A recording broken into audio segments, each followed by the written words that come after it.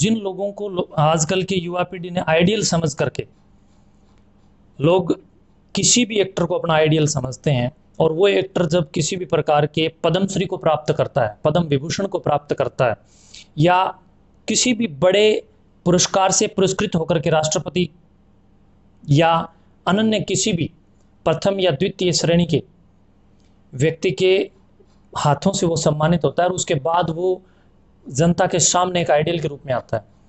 और वो व्यक्ति अगर इस प्रकार की गुस्ताखी कर रहा है कि जनता उसको अपना आइडियल समझती है, और वो व्यक्ति कमला पसंद, रंगीला, दिलबाग या विमल पान मसाला, इनसे संबंधित किसी भी प्रकार की तंबाकू या नशीली वस्तु का वो विज्ञापन करता है, ऐड करता है, तो मैं समझता हूँ कि भारत के लिए मुसलमान खतरनाक या भारत के लिए आतंकवादी खतरनाक नहीं है, बल्कि यही लोग खतरनाक हैं जो कि इतने बड़े बड़े पद्मश्री आदि से विभूषित होने के बाद भी देश को दिशाहीन और युवाओं को चरित्रहीन करने का काम। पहले अपने आप को बड़ा अभिनेता मानने वाले अमिताभ बच्चन की बात करेंगे। हमारी भारत सरकार ने भी उनको पोलियो अभियान के तहत हम जो ब्रांड एम्बेसडर बनाया गया था, तो उसके बाद में वो पैसे के लालच में आकर कमला पसंद की ऐड करता है। एक शब्द प्रयोग होता है भारतीय संस्कृति के अंदर, कुरीतियां जब जब बढ़ती हैं तब एक शब्द प्रयोग होता है। उस शब्द के अंदर हम कह सकते हैं व्याकरणिक भाषा में हवस। हवस कई प्रकार की होती है, वो शारीरिक हवस भी हो सकती है, वो पैसे की हवस भी हो सकती है, वो कत्ल करने की हवस भी हो सकती है, वो किसी को लूटने की हवस भी हो सकती है, वो चोरी करने की भी हवस हो सकती है, वो किसी के ऊपर न्यौछावर होने की हवस भी हो सकती है। इन लोगों के अंदर पैसे की हवस जागृत हो चुकी है। ये लोग ऐड के अंदर पहले दावा करते हैं देश के सामने कि हम लोग किसी भी प्रकार की कैंसर युक्त या देश को बर्बाद करने वाली सामग्री का विज्ञापन नहीं करेंगे, और उसके बाद कुछ दिनों के बाद ही उनके अंदर कौन सा हृदय परिवर्तन उन लोगों का हो रहा है। तो आप समझिए ये केवल और केवल एक हवस है, जो कि पैसे की हवस है। इन लोगों को एक दूसरे एक्टर से ज्यादा प्रतिस्पर्धा पैदा करके अमीर होने की चाहत वादा खिलाफत करने के लिए मजबूर कर रही है। ये लोग वादा खिलाफत इसीलिए कर रहे हैं कि इन लोगों की हवस जाग गई है। खास हरियाणा देखने वाले सारे दर्शकों ने सोनू वाले की राम राम। आज गांव कंडेला में हाँ, जहां पे जो संत कृष्णाई नाथ जी हुए हैं, और गांव कंडेला के लिए कृष्णाई नाथ जी ने शिक्षा के क्षेत्र में बहुत बड़ा योगदान दिया है। उनकी जो तप है इस धरती पर उनके कदम पड़े, उसके लिए यह धरती उनकी ऋणी भी रहेगी हमेशा तक। और आज का जो टॉपिक है वो काफी गंभीर टॉपिक है, क्योंकि जिस प्रकार तय आज युवा अपने आप को कुछ अलग दिशा में लेकर चले गए हैं, और अपने आप को एक स्टार के साथ में भी जोड़ कर देखे हैं, और साथ में उसके जो नक्शे कदम हैं उन पर चलने की कोशिश कर रहे हैं। तो उन्हीं मुद्दों को लेकर ना हम जो बाबा काला पीर मठ के जो महंत हैं सुखराय नाथ जी, जिनका नशा के विरुद्ध बहुत बड़ा कदम रहा है पहले भी, और एक बड़े आंदोलन के रूप में उन्होंने शुरुआत भी की थी, आज उन्हीं के साथ में चर्चा करेंगे। गुरुजी शुभकामनाएं। गुरुजी, आज जो यूथ है वो किस दिशा में चल रहा है, पहले तो ये बता दो। आपके सभी दर्शकों को संस्कृति है जिसको हम खास हरियाणा कहें, आपके इस चैनल पर आज मैं समझता हूं कि श्री दादा कालापीर मठ कोथ की हमारी एक ब्रांच श्री स्वामी कृष्णाई नाथ योगाश्रम के नाम से कंडेला गांव में प्रसिद्ध है। यहाँ पर एक बहुत ही उच्च कोटि के हमारे दादा गुरु जी और परम पूज्य सिद्ध श्री कृष्णाई नाथ जी महाराज हुए हैं, जिन्होंने अपने पूरे जीवन के अंदर नशाखोरी के खिलाफ और गांव के अंदर तत्कालीन मांग के अनुसार, उस समय की डिमांड के अनुसार उन्होंने यहाँ पर रह करके इस आश्रम के द्वारा लोगों को पढ़ाना, लोगों को सामाजिक समरसता पर बल देने के साथ साथ संस्कारों की ओर बढ़ाने का काम किया।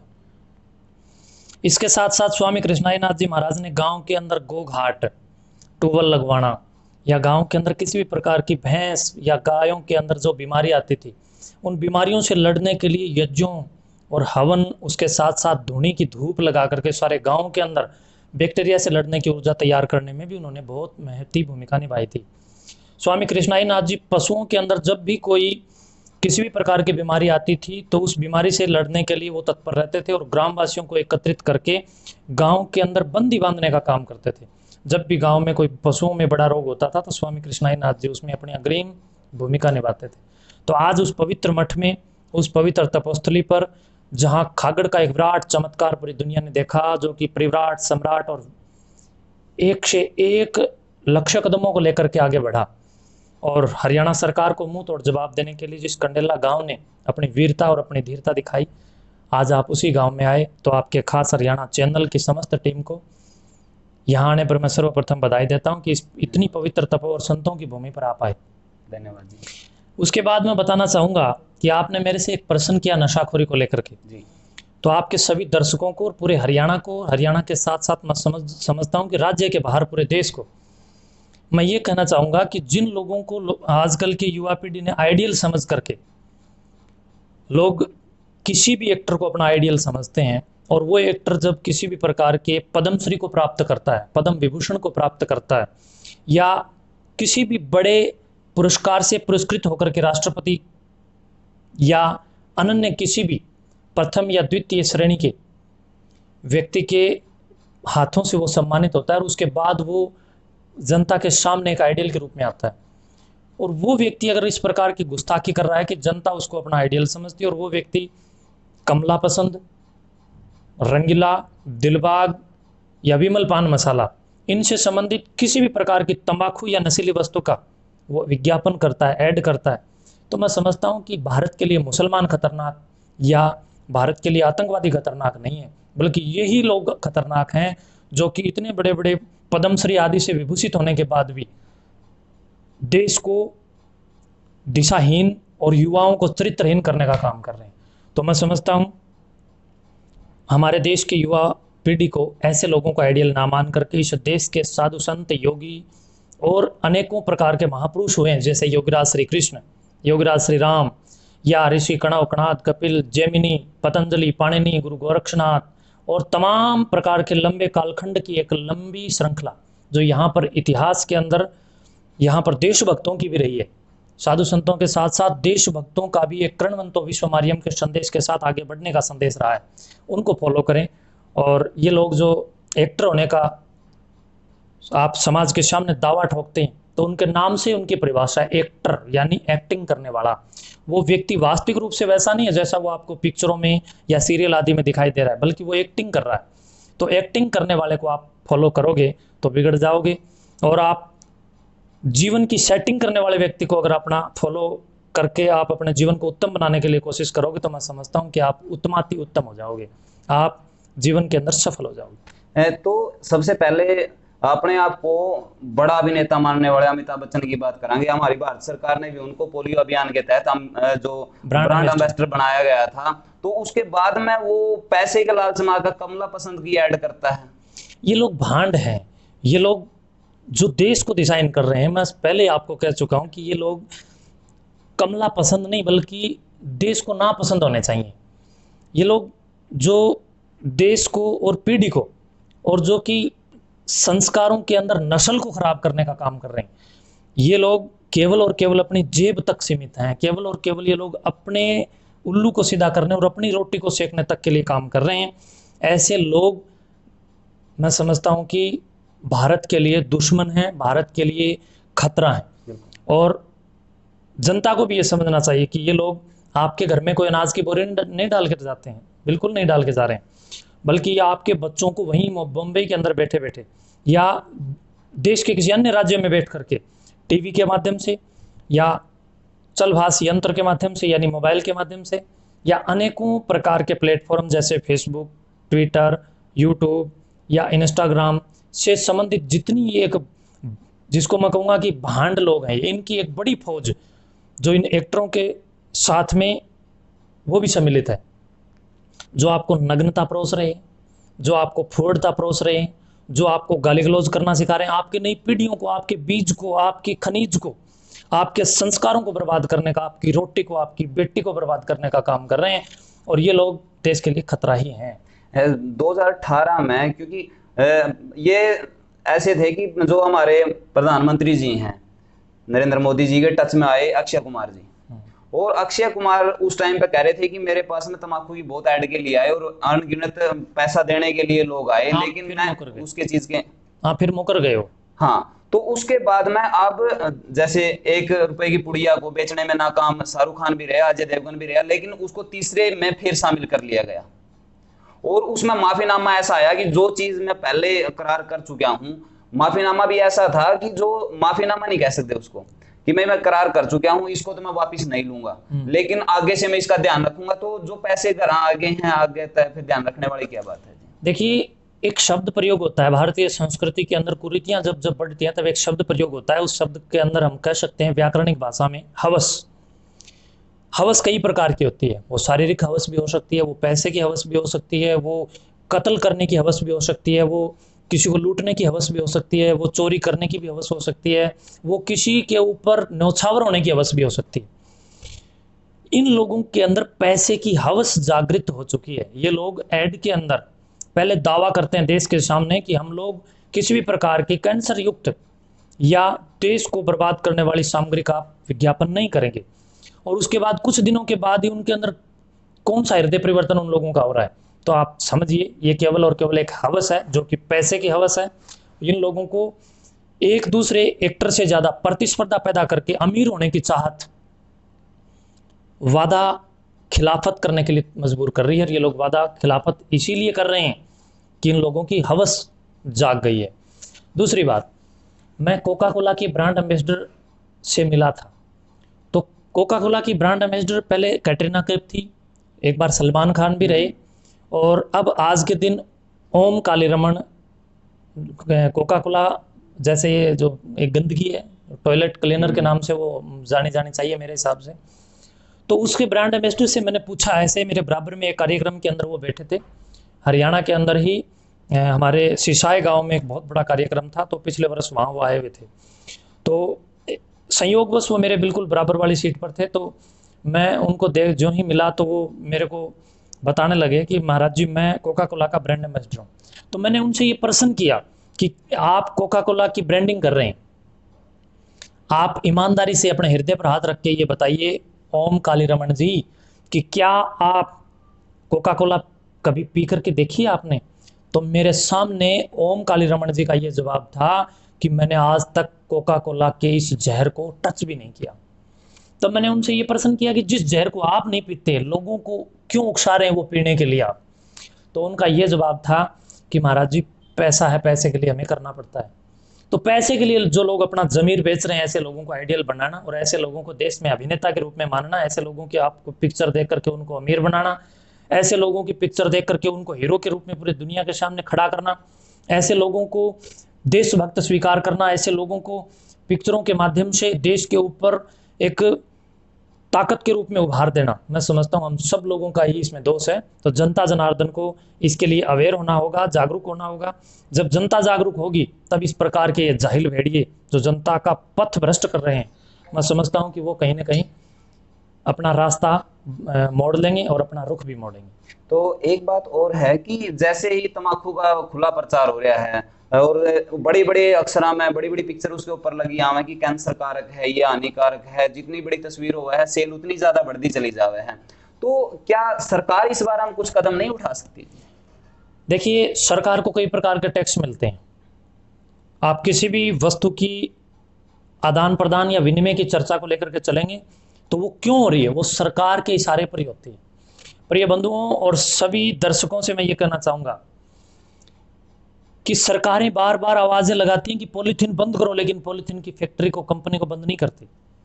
ये सरकारों की भी मैं ये समझता हूं कि कहीं ना कहीं दोहरी नीति का प्रमाण है।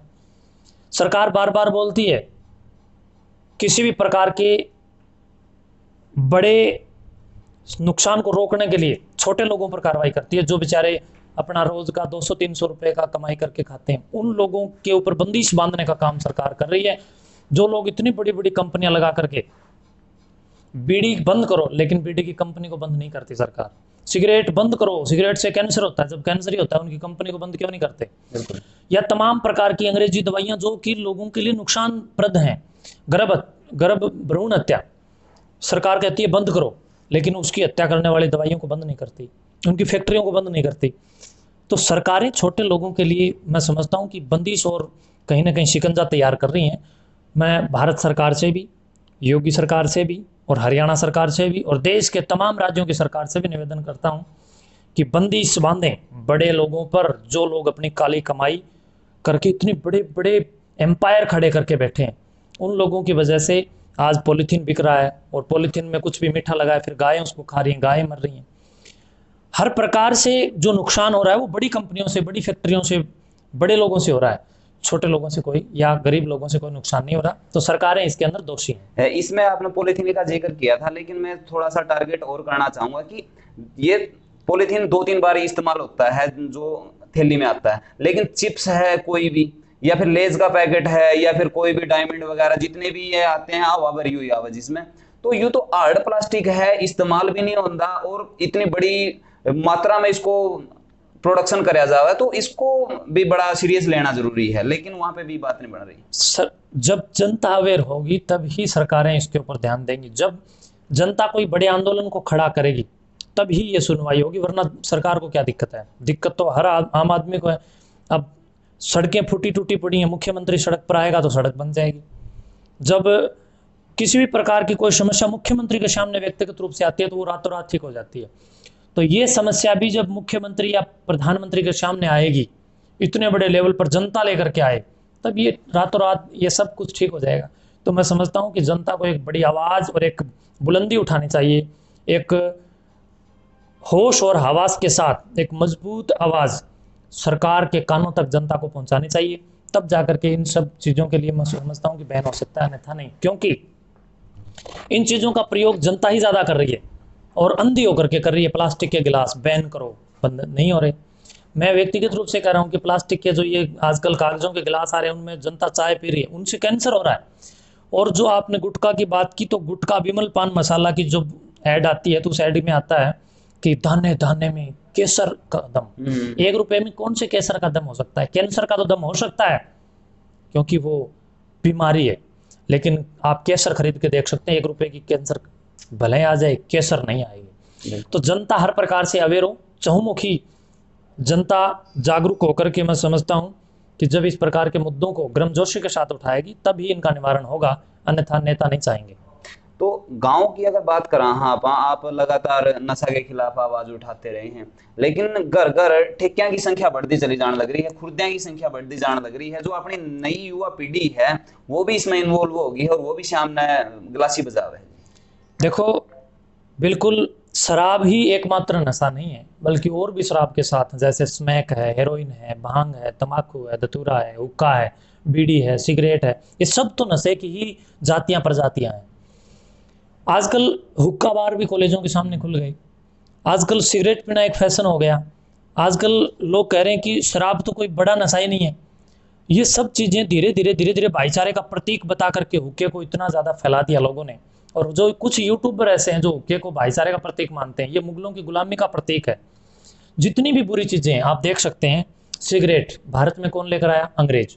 बीड़ी भारत में किसने शुरुआत की? विदेशी अंग्रेजों ने। ये तंबाकू, धतूरा, ये सब हमारे देश की चीज़ें नहीं है। ये सब रेगुलर यूज मेडिसिन, ये दवाई के रूप में प्रयोग करने की चीज़ें थी। या फिर जो ठंडे प्रदेश थे उन प्रदेशों में दवाई के लिए आयुर्वेद के अंदर इन चीज़ों का विधान है, लेकिन इनको अच्छे ज़्यादा इनकी प्रकृति बिगाड़ करके लोग खा रहे हैं, तो ये नशा हो गया। तो मैं समझता हूँ कि जो जनता या जो परिवार, जो घर अपने बच्चों को फैशन के तौर पर हुक्के की संगत में घुसा रहा है, वो परिवार ही उस बच्चे का दुश्मन है। तो कहीं ना कहीं सरकारें नहीं बल्कि संस्कार भी जिम्मेदार हैं। सरकार के साथ साथ आप अपने बच्चों को संस्कार दीजिए। जब तक आप संस्कार नहीं दोगे तब तक मैं समझता हूं कि भगत सिंह, चंद्रशेखर आजाद, तात्या टोपे, महाराणा प्रताप, राणा सांगा, राणा कुंभा या जितने भी देशभक्त आज तक हुए हैं वो दोबारा पैदा नहीं हो सकते। हम सभी जो हमारे बच्चे हैं उनके अंदर भगत सिंह के संस्कार निर्मित कर सकते हैं। उन्होंने तो कोई नशा नहीं किया। लोग चाहते हैं कि मेरे घर में भगत सिंह पैदा हो, लेकिन भगत सिंह जितनी क्रांति करने के लिए या भगत सिंह जितनी एक विपरीत परिस्थिति को सहन करने के लिए अपने बच्चों को आप लोग तैयार नहीं करते, तो भगत सिंह कैसे तैयार होंगे? तो जितनी ये नशाखोरी की मादकताएं हैं, ये जनता की स्वीकृति ही है, वरना जनता एक शोर में इनका विरोध करे। मजाल है कोई कंपनी यहाँ पर नशा तंबाकू बेचते, तो जनता स्वीकृत ना करे। जनता से बार बार प्रार्थना कर रहा हूँ, क्योंकि ये दाने दाने में कोई कैंसर नहीं है, बल्कि ये कैंसर है। आपको लुभाया जा रहा है, आपकी जेब काटी जा रही है, आपकी जेब पर डाका डाला जा रहा है। तो इन गुंडों से, इन बदमाशों से, इन चोरों से और इन मिठे ठगों से आप बचें, अपने बच्चों को भी बचाएं। महाराज जी ने बहुत बढ़िया जानकारी दी है। और जनता से मेरी भी अपील है कि आप इनको आइडल ना मानो। अपना देश में बहुत अच्छे अच्छे प्लेयर हुए हैं, उनकी संगत आप कर सको हो, जिसने इतिहास रचे हैं। और बहुत सारे विवेकानंद जैसे महापुरुष यहाँ पे हुए हैं, जिसकी हर चीज खोल के भी बताई है, सारा कुछ बताया है, कभी नशा नहीं करे। और उनका जो चेहरा है वो अंधेरा में भी चमके करता। उनकी तो कदे केसर नहीं खाई, उनकी तो कदे कमला पान मसाला नहीं खाया, लेकिन वो फिर भी तेजस्वी थे, क्योंकि उसके संस्कार अच्छे थे, उनका खान पान अच्छा था, उनका ज्ञान अच्छा था। तो ऐसे ऐसे लोगों की अपने संगत करनी चाहिए, न कि इन बांडा की करनी चाहिए, जो खुद तो अमीर हो जाएंगे, लेकिन आपको प्रमोट किसके लिए कर रहे हैं? वो फूड्स किसके लिए कर रहे हैं? कैंसर के लिए, ताकि बाद में फिर किसी मेडिसिन का करेंगे वो। जैसे सलमान खान लेकर आ गया, अगर रिवाइटल खाओ, ये वो रिवाइटल की हो जाएगी, ये भी इलाज उन्होंने तो तमाकू की मसूरी दिखावे, उन्होंने फिर इलाज दिखाने लग जाएंगे। तो इस तरह के है, देश बर्बाद हो जाएगा। और कुछ चंद लोग हैं जो अपन है अपना पीछे लगा कर बर्बाद कर देंगे। तो इससे थोड़ा सा अवेयर रहो भाई। और इस वीडियो ने आप शेयर जरूर कर दियो, और इसका बारे में जो अपने विचार हैं नीचे कमेंट बॉक्स में जरूर दियो। मिला है नेक्स्ट वीडियो में, तब तक के लिए जय हिंद, वंदे मातरम, जय जवान जय किसान। महाराज जी का भी शुभकामनाएं।